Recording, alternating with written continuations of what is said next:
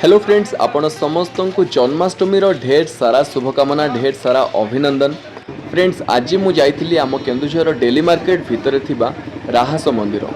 छोट बेले माँ सहित प्राय बहुत टाइम आम जाऊ, किंतु एबे मु प्रति वर्ष जाऊँगी। जहाँ भी जन्माष्टमी जब मु केन्दुझर थी तेबे तो निहाती जीवी। तो आज मु जाइथिली, बहुत ही शांति लगिला, बहुत ही भल लगिला मते। बास बेसी किसी कहबिनी, आपण मैंने जो मैंने केन्दुझर बाहर अच्छा कि आज मंदिर जापार ना, मु चाहूँगी से मैंने आज व्लॉगटारे निजे मंदिर में फिल करूँ। तो आज बेसी किसी बैकग्राउंड म्यूजिक पकेबानी, बस आपण मैंने दर्शन करूँ।